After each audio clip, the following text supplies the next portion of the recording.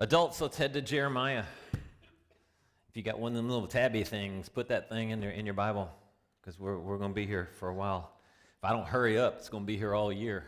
So I'm only hitting chapter 3 today, and we got 52 of them. So I'm going to try and get going, but there's so much groundwork that I need to lay so you get an understanding of who Jeremiah is, what he's doing, what he's trying to accomplish, what God is trying to do through him.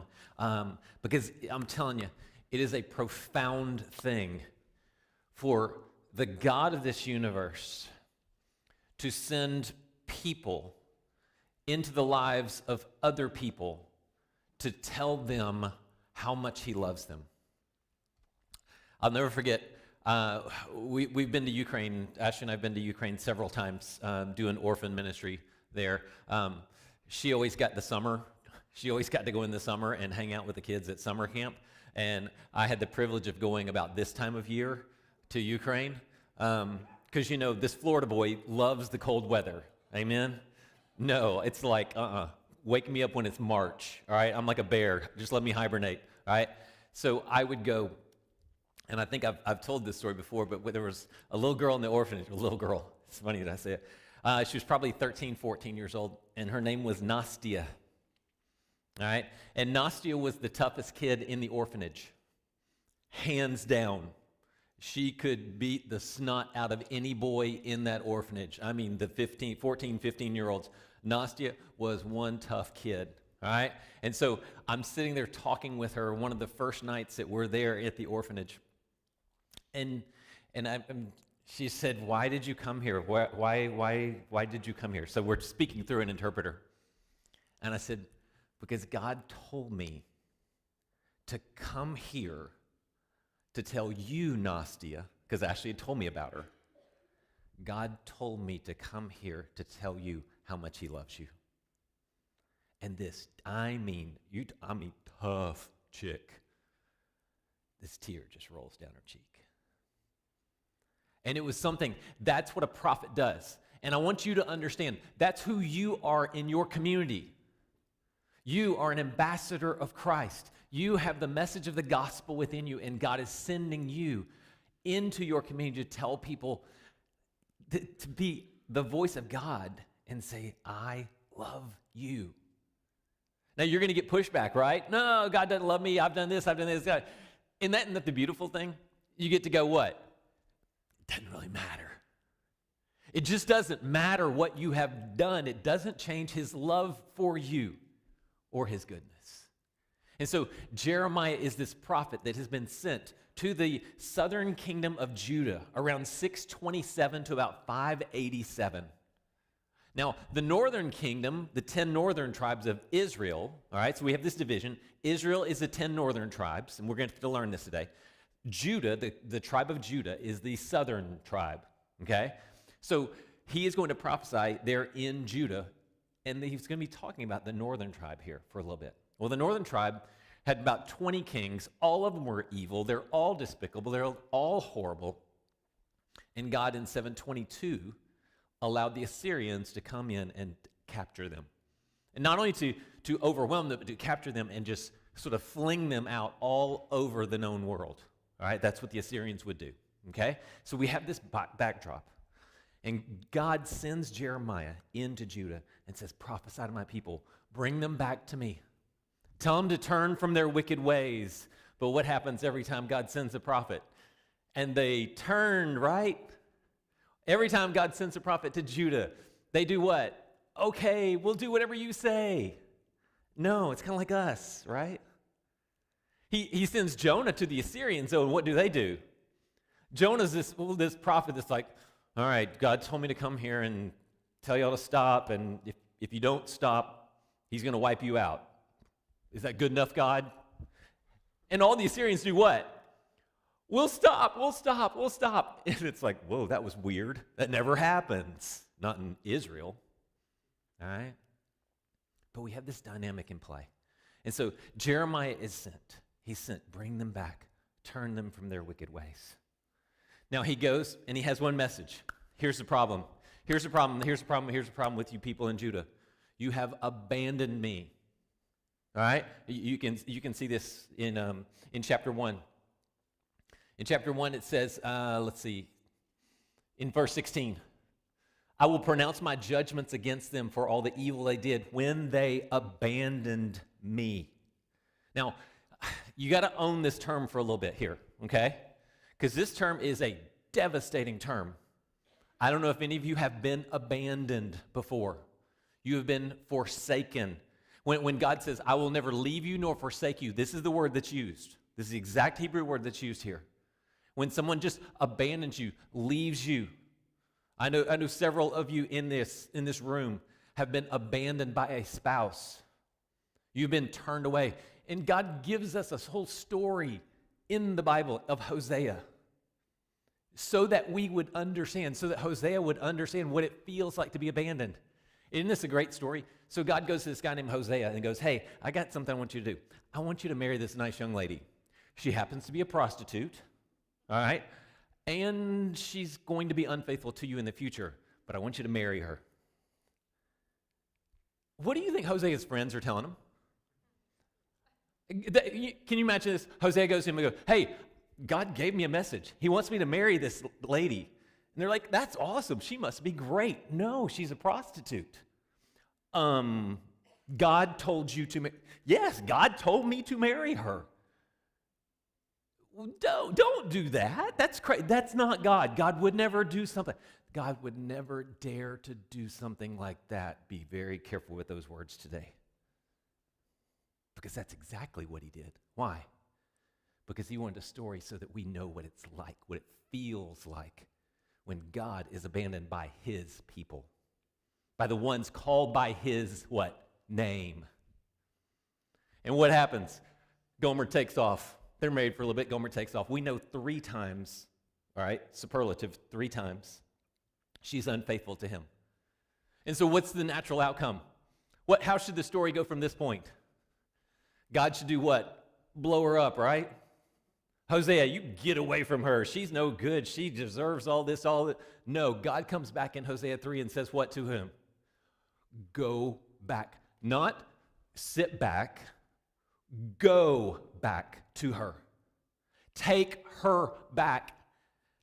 Love her like I love her. Would you advise your friend to do that? You married the prostitute, and she was unfaithful to you, and now, would you ever advise your friends to do that? You should go back to her. You should definitely go back and love her unconditionally. Would you advise your friend to that? No. And that's the audacity of God. He does. When we wouldn't, when we would throw up our defenses, when we would say, I have been hurt, nope. God says, I can handle the hurt. I desire your salvation, your love. I can handle this. Come back to me. Come back into fellowship with me. And so we see this story kind of overlaid here when we pick up here in chapter 3.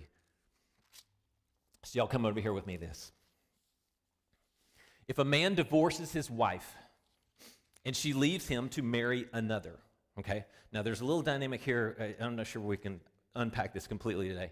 So this man divorces his wife primarily. Why would you divorce your wife? According to the Bible, according to Jesus, the only reason you would divorce your wife is if she was sexually immoral, okay? So think this, a man whose wife has been fooling around, okay? And hey, wasn't it fun teaching Amnon raping Tamar, especially to kids this morning in 242? All right? Good times, all right? Good luck with that, parents. All right? If a man divorces his wife and she leaves him to marry another, so not only has she committed adultery, but she's going to continue this, all right? And she's going to continue this behavior. Can he ever return to her? Now, I've done this. I've taken my pen and I've crossed out the word can, and I've asked the question, should he? Could he? Would he dare to ever return to her? Can you imagine the audacity of a God who would do this? And audacity means to do something by surprise, that you would go, no way you would do that. There's no way. Would any of God's friends go, God, you should really take her back? You should really take back unfaithful Israel, even though she's worshipped all these idols and done all this thing and committed all this quote-unquote adultery. You would never advise your friend, but what does our God do? He is the God that steps out of heaven into our earth, into flesh, and dies in our place. Why? Because he has returned to us, even though we have been utterly unfaithful to him. So the question is rhetorical. Can he ever return to her? Would he dare do that? It's the audacity of grace. It's the indefatigable. Anybody ever say that word before? Indefatigable. No, it will never be fatigued love of God. That he always comes back. He is always available. He is always there. And this is the question. If a man divorces his wife and she leaves and keeps heading the other way, can he, could he, should he, would he dare to ever return to her? It's a rhetorical question. Keep going. Wouldn't such a land become totally defiled? But you've played the prostitute with many partners. See, Jeremiah's talking to Israel now. He's talking to the people now. You have played the prostitute with many partners. You should be ashamed, right? You should be ashamed. You're bad. You're no good. You aren't worth anything. God doesn't love you. You've been wrong. You've been wrong. You've been wrong. Quit trying, says Satan. Says the enemy. Says the one who wants nothing more than to steal, kill, and destroy your very soul. But you hear it from your friends. You hear it from people that are just as nasty as you are, and you believe them. Now look at it.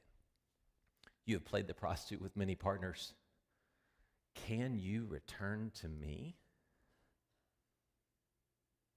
You sinful one, you prostitute one, you adulterer, you the one who has abandoned me. You've left me for other gods. You've left me to worship idols. Can you possibly return to me? And we go, yeah, I can. You know why I can today? Because of that cross. You know why they could then? Because of the love of God that would someday land on that cross. Do you feel the audacity of Christianity? Do you feel this? From God's perspective, would God dare return to us? I wouldn't dare do that. Oh, but you don't know my God. He will. And then we, in return, do what? Oh, there's no way I would come back. I'm so ashamed. I'm so embarrassed. I would never. I'm just going to sit over here in my corner and just die. And God goes, no, no, no, no, no. I want you. And this is the audacity of Christianity. It's different than any other religion, because every other religion is what? Behave and you get a cookie. Christianity is, you are horrible. Come on back to me. I dare you to return to me. I dare you to have the audacity of the thief on the cross to say, what? Remember me, this sinful one, when you come into your kingdom. How audacious is that? The Pharisee and the tax collector. The Pharisee goes up to pray, and he prays what? Oh, God, I'm glad I'm me, and I'm so awesome, and not like him. And what does the tax collector say? God, have what? Have mercy on me. You need to understand this. That's not a plea for mercy. I understand the wording there. That is not a plea for mercy. The wording is this: God, die in my place so that I might be redeemed. Who does that? Who dares to ask that question? And who dares to ask that question of a holy God? The one who knows how much he's loved. That's who dares to do that. And don't you feel the audacity of Christianity? The God who would forgive all meets up with the one who has all to forgive, and they have this beautiful interaction, and this is the audacity of Christianity. Can he return? Can you return? And what's the answer? The cross says the answer is what? Absolutely.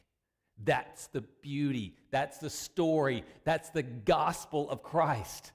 You don't earn your way into this. You don't get a cookie for behaving.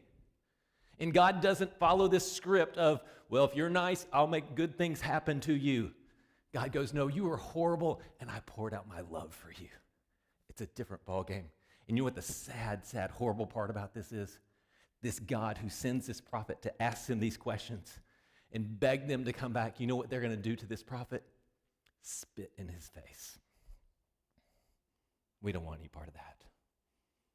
And God goes, that's your choice. Go into exile. Let's keep on with the text. Verse 2. Wow, I made it through verse 1. Only 15 minutes. Good timing. Look to the barren heights and see. I'm going to move fast now. Where have you not been immoral? You sat waiting for them beside the highways like a nomad in the desert. You have defiled the land with your prostitution and wickedness. Note this. We're going to play off this idea of prostitution. This is the idea of adultery and the idea of idolatry. Okay? These two things in the mind and the economy of God are very similar. All right? So adultery is to sleep with other people than your spouse. Idolatry is to worship somebody other than your God. Okay? You see how that's why he does the Hosea Gomer thing. Okay? You have defiled the land with your prostitution and wickedness. This is why the showers haven't come. Why there's been no spring rain. You have the brazen look of a prostitute and refuse to be ashamed. Have you not lately called to me, my father? You were my friend in my youth. Will he bear a grudge forever? Will he be endlessly furiated? This is what you have, what? Said, but, big but right there, you have what? Done the evil things you're capable of. Anybody ever been caught in that little trap? I talk a good game on Sunday morning. Monday, Tuesday, rails come off quick. You've said this, but you have done this. Verse 6, in the days of Josiah the king, the Lord asked me, Jeremiah, have you seen what unfaithful Israel has done? Israel that has turned, apostate Israel. Now again, he's talking to the northern tribes who've been gone for 100 years. Did you see what they have done? How they turned to idols, how they turned to all this wickedness. It's horrible. She, Israel, has ascended to every high hill and gone over every green tree to prostitute herself there. I thought, and I love that God thinks this way, after she has done all these things, she, Israel, will return to me, but she didn't return. And her treacherous sister Judah saw it. I observed that it was because unfaithful Israel had committed adultery that I sent her away and had given her a certificate of divorce. Remember what he says? He divorces, can he go back to her? This is the question. This is that rhetorical question. I gave Israel a certificate of divorce. Nevertheless, her treacherous sister Judah was not afraid, but also went and prostituted herself. All right, see the distinction between the two? Indifferent to her prostitution, she defiled the land and committed adultery with stones and trees. Idols made of stone, idols made of wood. Yet in spite of all this treachery, her treacherous sister didn't return to me with all her heart, only in, what do you have? Pretense. Ouch. Anybody ever been loved like that? Can I just ask that question? Has anybody ever been loved, not with heart, but with pretense? How devastating is this? You know, I think we in the South, we do church pretty well. But I think we do it with a lot of pretense. I think we show up, we say the right things, we wear the right things, we walk into the right buildings. But how much, if God had a little gauge on our forehead of pretense meter, how often would we tap that thing out? How do we return to God? How do we come to God? In pretense? It literally, this is the Greek word is pseudo, in a lie. I'm showing up, but the heart's not with me. My heart's somewhere else. And this is what he accuses Judah of doing, the one he's prophesying to. Verse 11. The Lord announced to me, unfaithful Israel has shown herself more righteous than treacherous Judah. What? But she's showing up in pretense. She's got the temple, right? She's got the temple sacrifices. She's doing all that. They've got priests. They weren't nearly as bad as unfaithful Israel. Remember what God says about the hot, cold, lukewarm thing? Guys, we in the South, we are about as lukewarm as you can possibly get. I think God looks at the North and goes, hey, at least they know they've just abandoned me. The Bible Belt, please. Unfaithful Israel has shown herself more righteous than treacherous Judah. How does God see us? What do we see here? So what should God say to them? What could he say to them? And what does he say to them? What does the one who's going to go to that cross to redeem all of humanity, what does he say to apostate people, those who have turned away from him? What does he say? What should he say? Good. You're going to get what you deserve. No, that's what we say. Why? Because we are self-centered human beings. We are absolutely caught up with, this is my world, and if you hurt me, I want to hurt you back.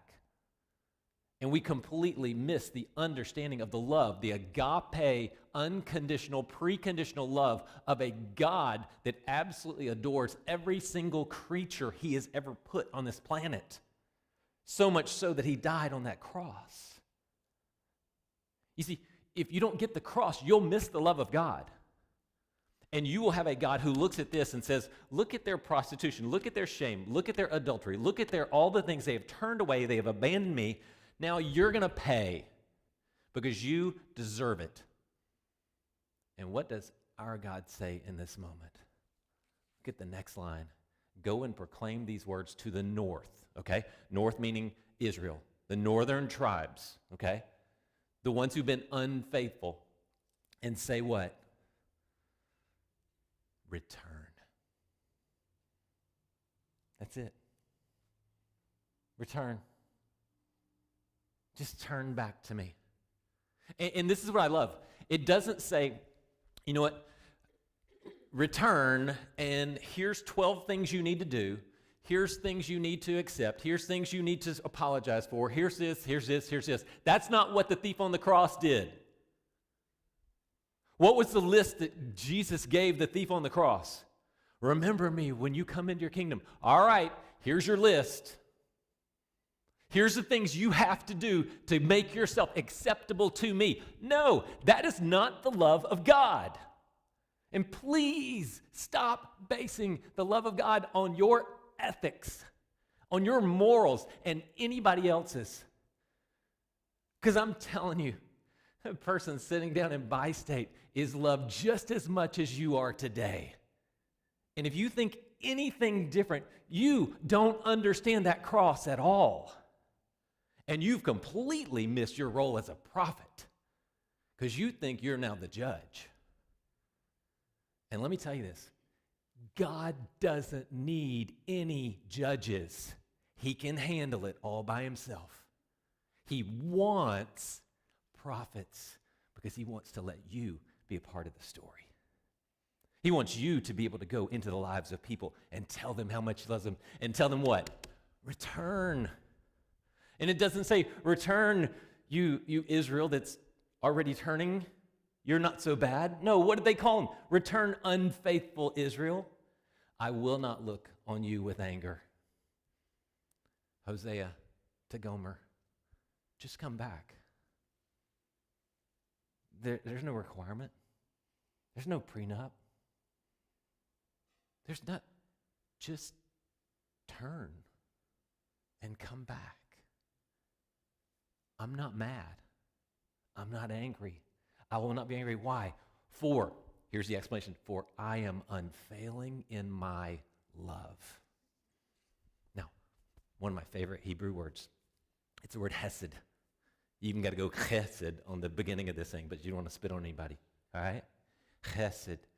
It's this. It's a love that's given that you have not only don't deserve, but you have so screwed it up that that's the last thing that anyone should give you. And that's love. I would argue that it's greater than agape love. Agape love is preconditional or unconditional. Hesed love is a conditional love But it's not a condition of, you've done so much, therefore I will love you. It's, you've done so much bad, I'm going to love you anyway. Isn't that more powerful? Isn't that stronger? You know, there's a type of love that when it is offended, grows for the person who did the offending. Do you I don't even know if any of you can possibly understand this. Your love for the person who offended you grows even more. You know why? Because you're so devastated. Because the person is going to have to deal with the consequences of the fact that they have offended you. And if you're strong enough in the faith and understand the cross enough, you can go, you know what? I can handle being offended, but I'm so hurt for this person because one day they're going to realize how bad they screwed up. And my heart just aches for this person. And I love this person even more in light of their offense to me because I want to understand how God feels about them. And I want to love them like God loves him. So agape love is awesome, but there's this hesed love that says, even in your offense, I love you even more because I see how much hurt, how much devastation you have caused yourself. And I want to fight for you back. I will not look on you with anger, for I am unfailing in my love. I will not be angry forever. Only know your guilt. Know your guilt. Why? Why does he say, here's sort of one condition. Just know your guilt. Why? Because he doesn't want you to go back down that road again. I mean, how many of you hamster wheel it about most of the time? How many of you live on the sin hamster wheel of, gee, I can't imagine, I don't understand why I keep doing this, why I keep doing this. Why? Well, because you haven't ever sort of established, this is wrong. This is bad.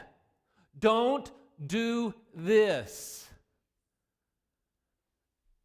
Acknowledge your guilt. You have rebelled against the Lord your God. Remember this? You abandoned me, the one called by my name. You have abandoned or rebelled against the Lord your God. You have scattered your favors to strangers under every green tree and have not obeyed my voice. Don't you love the way Jesus talks about the shepherd? My sheep know what? My voice. You haven't obeyed my voice. You know me. I am your God. I am the one who called you out of Egypt. I am the one who have walked with you day after day after day. That's who I am, and yet you have not known me. Here's what I think we've got to understand. Guilt is this. Guilt is actions in light of relationship. Pause with me on this. You got to think with me on this. Guilt, true guilt, is an action that's in defiance of a relationship. It's not an action in and of itself. The guilt comes when it's in a relationship. So when I act against, when I do something against the very character, nature, name of God, now I'm guilty. If I break the laws of the United States or the laws of the state of Texas, I am in relationship with those laws. My actions come, but there's a relationship there. You see, if you are one who is called by the name of God, and you are not going to take the name of God in vain, what would your actions dictate? If you walk around saying, I'm a follower of Christ, really? Because I don't think he would go there. And I definitely think he would go here. You see, acknowledge your guilt. Know your guilt so that you won't go back down this road again. Verse 14, return faithless children. All right? How many times is that now he said return? Twice? Anybody got any bet he's going to go for a third? Yeah, you know why? Because he's a holy, holy, holy God who does things 3 times, because that's the superlative, the ist. Returnest to me. I'm begging you. And not only does he ask him to return, but he calls him unfaithful 3 times. So why? I want you to return because you're garbage. Yes, I am. And you still take me. That's the audacity. Return, you faithless children. This is the Lord's declaration. For I am your master. Okay. Anybody got a different word there? Married. Okay, good. It's not the actual word for husband, but this is the implication. I'm your husband. I'm the one you have entered into a covenant relationship with, okay? So that word master on there, I don't know if you remember, at one point Sarah refers to Abraham as my Lord, okay? Same idea right here, all right? You are my husband, because look at how this plays out. Return, you faithless children. God, the infinitely holy one, looking at the prostituted, adulterous one and saying, return, for I am your husband. Not I was, not I regret being. I am your master, your husband, your marriage partner. And I will take you. Lambano, I will receive you. It doesn't say, and I'll put up with you. I'll be in the same room, but I don't want to have anything to do with you. I love my mom. You know why? Because my dad walked out on my mom a long time ago, 96. And you know what? My mom, to this day, would have received him back. No questions asked. You know why? Because she figured out what that cross means. And she figured out that to love people doesn't mean you just sort of tolerate them or you're in the same room with them, but you don't want to have anything to do with them. No, you love them and you receive them back, period. Because that's how God loved you. And to do anything less is to cheapen what God has done. It's to take, I'll take part of the name of God, but I don't want all that. I'm your master. I will receive you back. I will take you back, even if it's one from a city and two from a family. There's a wide gate and there's a narrow gate. There's a remnant that will be saved. The rest of this language is very, very apocalyptic, all right? It's actually reaching sort of, I think, into sort of kingdom language. It says, I am your master. I will take you, receive you. One from here, two from here. I will bring you into what? Zion. Does anybody see John 14 right here? Y'all with me?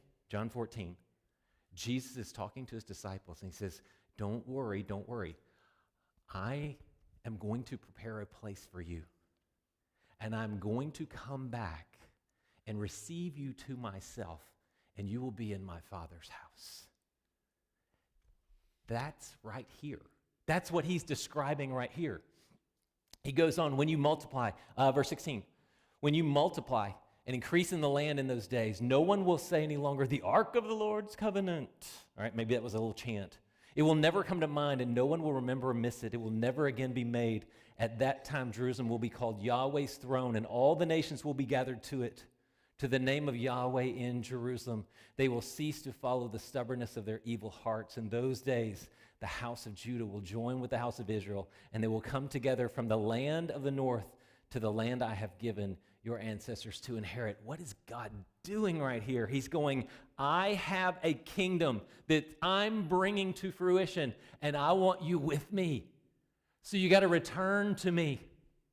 You got to return. You have to turn from your ways of doing this, and that's all it takes. Just turn to me, and you're in the kingdom. One from here, two from here. I'll take whatever comes to me because I want you to be with me in my kingdom. Return, just return. Come on. Just one step. That's all it takes for any one of you in this room to be in right relationship with God. That's all it takes. Return. 19, I think this is just God just wishing out loud, God hoping out loud. How I long to make you my sons and give you a desirable land, the most beautiful inheritance of all the nations. I thought, you will call me my father and never turn away from me. However, as a woman may betray her lover, so you have betrayed me, house of Israel. A sound is heard on the barren heights, the children of Israel weeping and begging for mercy, for they have perverted their way and they have forgotten the Lord, what? Their God. That, you see that relationship? Guilt is the action in a relationship. And we've got to recognize that our actions in defiance of God's character and God's will and God's desire is our guilt. And what does God say? Know it and turn from it. Just turn. That's all it takes. But we're so stubborn, aren't we?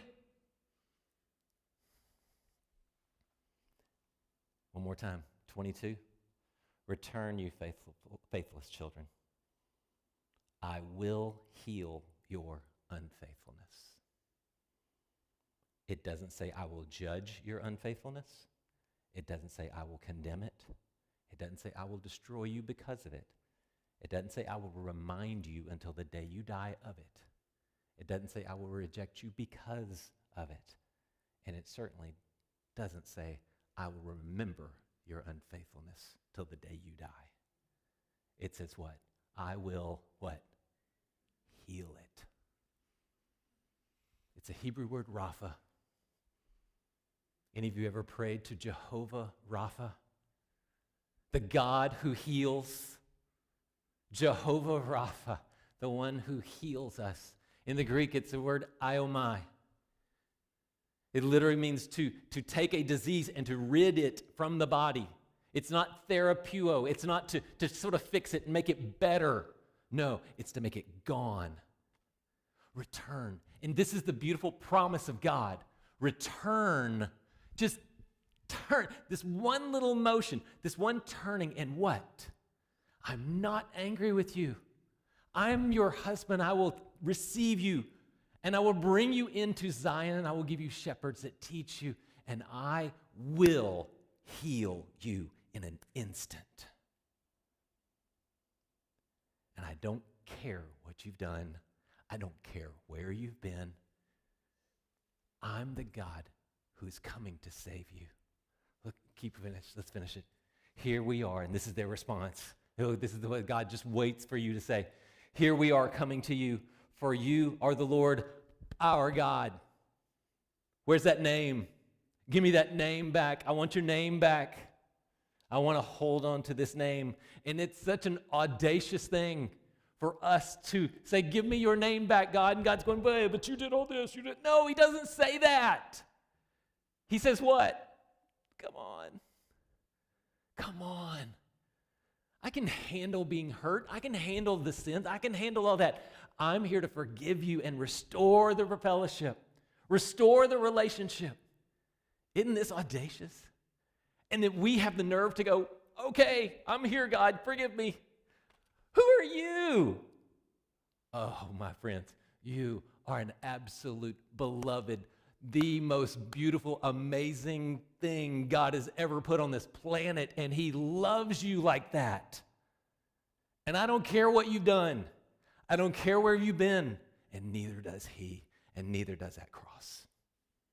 And the day we figure that out for ourselves is the day we'll start turning it around to all the people in our world.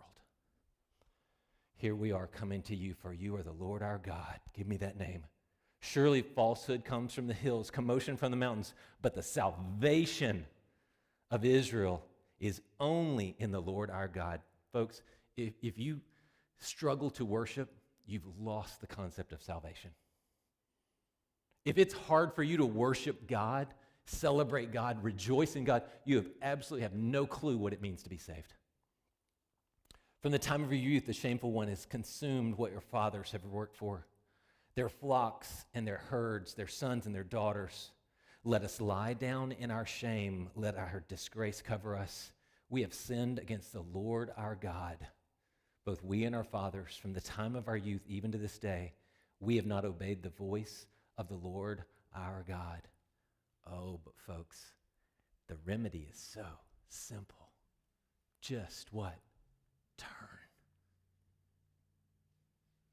Just turn.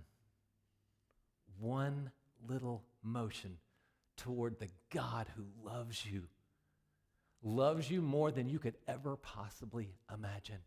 That's the remedy that Jeremiah is going to Israel and going, here. I know you've abandoned him. I know you have turned from him. I know you've worshiped other gods. I know you've worshiped the works of your hands. But here's his message to you. Just turn. Just turn. He's not angry. He's your marriage partner.